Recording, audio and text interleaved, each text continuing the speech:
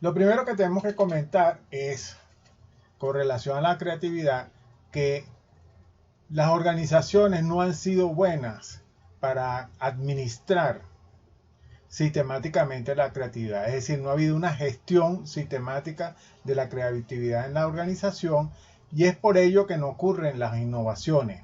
Y este es un problema fundamental en los negocios, particularmente en Latinoamérica, donde quienes se han expresado han dicho que o innovamos o morimos, inventamos o morimos.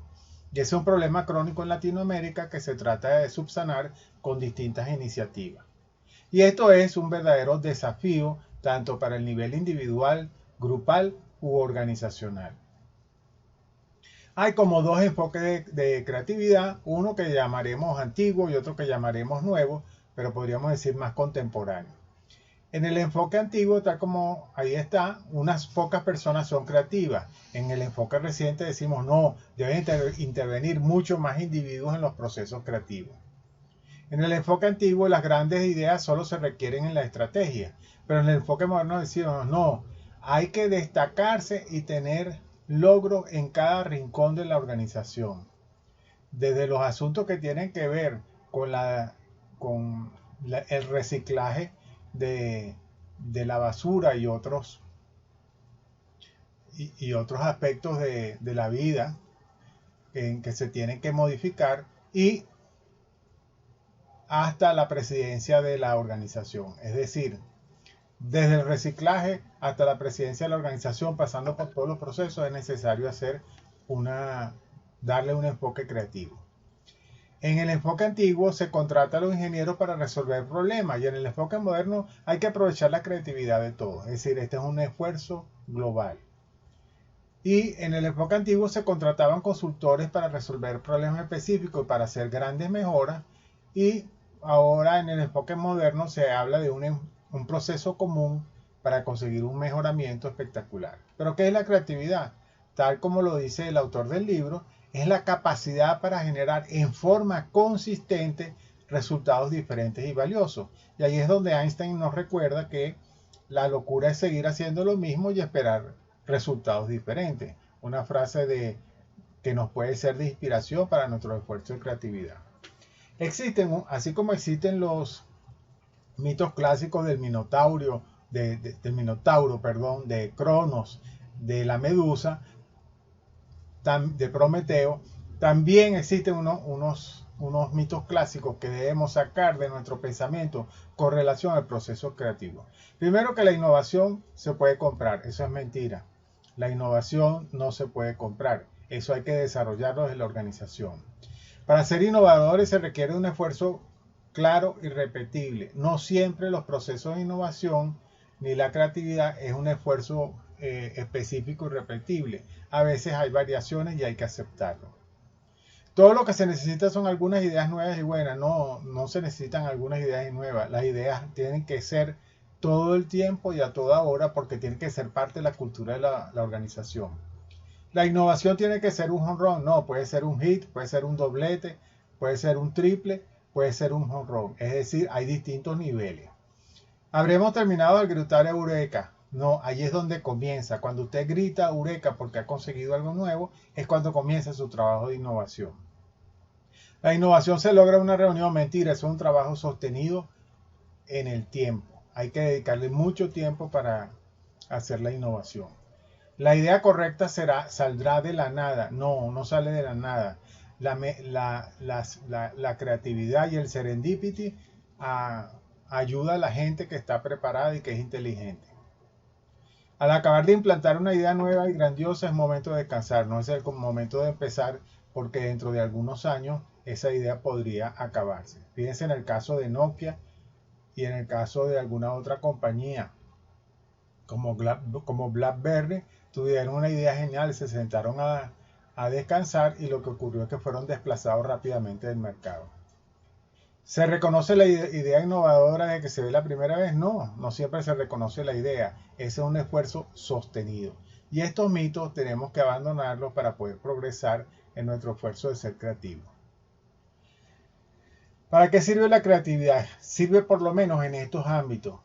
cuando ya está planteado un problema, sirve para ayudar a resolver problemas, porque no es solamente buscar el problema, sino también plantearlo.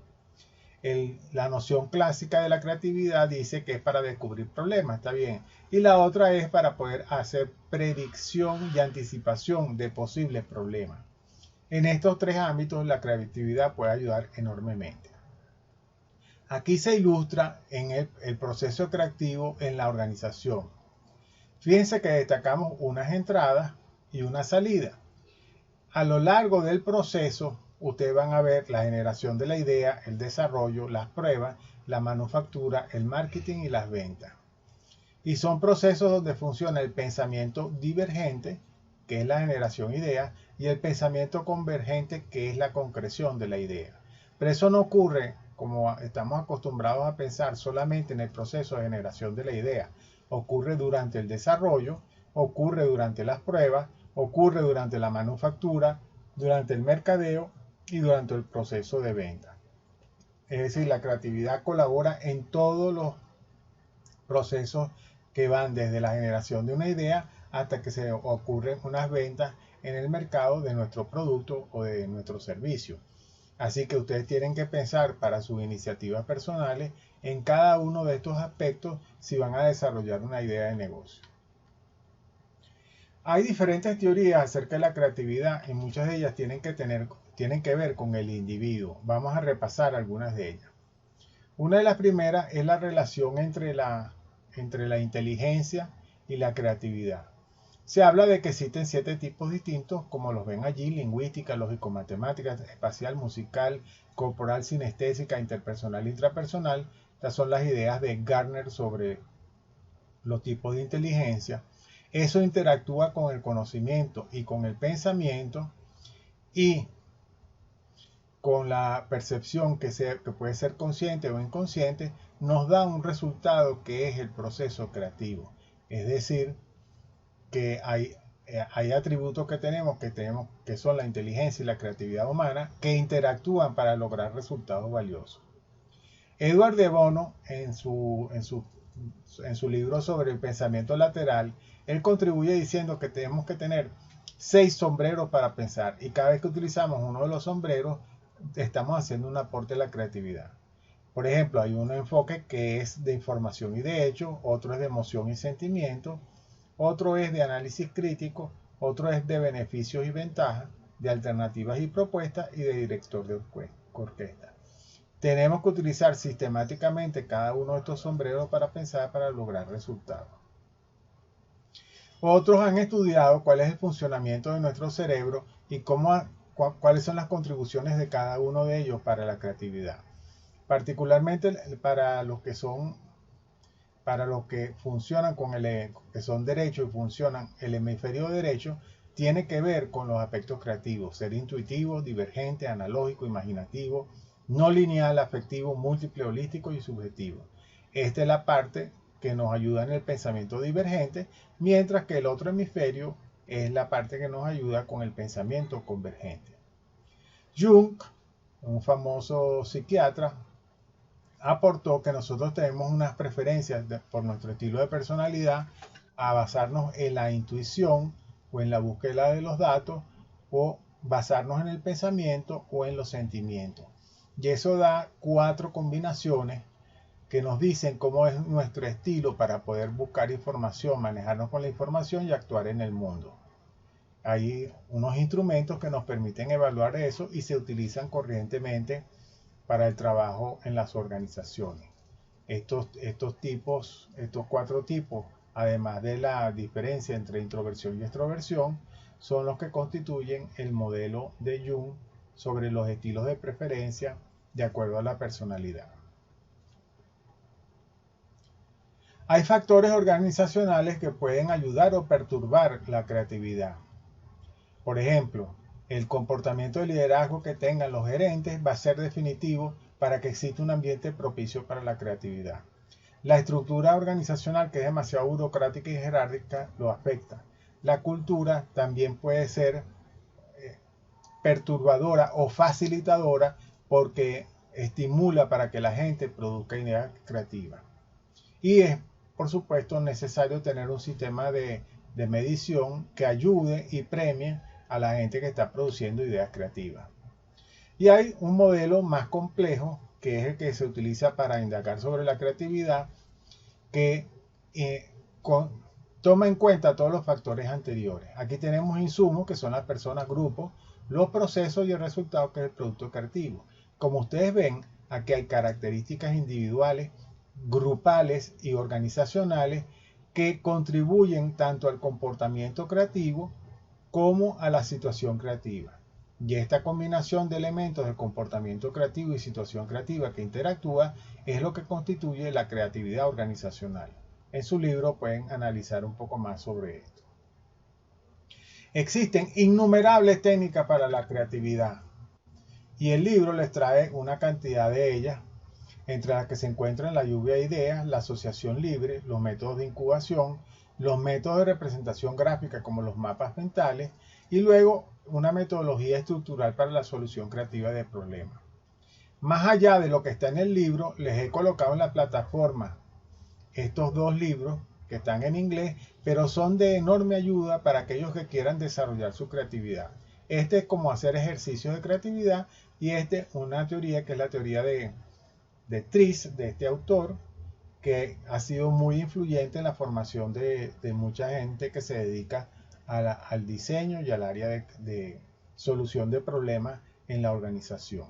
Y ahí está su metodología, donde los elementos que resaltan son la sustracción, la multiplicación, división, unificación de tareas y dependencia de atributos relacionados sobre todo con el diseño de producto.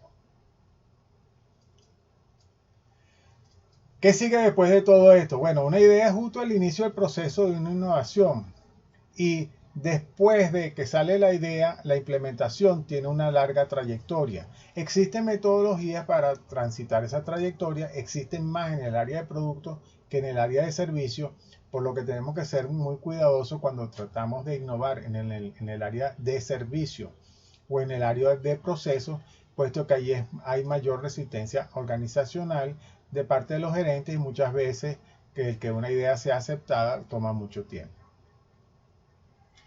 Podemos tener 4 grandes conclusiones. Primero, la creatividad no es solo generar nuevas ideas. La creatividad ocurre en cada uno de los pasos que van desde la generación de la idea hasta las ventas. Es muy necesaria para la identificación, selección y declaración de problemas. La innovación y la creatividad no es un esfuerzo aislado, depende de esfuerzos colectivos. Y los diseños organizacionales, tal como hemos insistido, pueden ayudar, perturbar o pueden facilitar los esfuerzos de creatividad e innovación. Aquí tenemos un conjunto de preguntas que nos podemos hacer y debemos responder en términos del examen sobre qué tiene que ver esto con el proceso creativo. Aquí las tenemos, ustedes las pueden ir revisando, no las vamos a leer porque sería un poco tedioso para ustedes, pero ustedes pueden fijarse en estas preguntas, están al final del capítulo y esas preguntas son de orientación para el examen. Finalmente queremos finalizar con una idea atribuida a Einstein que dice que la creatividad es solamente la inteligencia divirtiéndose y que la creatividad implica inventar, crecer, correr riesgos, romper reglas, cometer errores y divertirse. Piensa, recuerda, siente, diverge y converge y serás creativo. Y que te diviertas.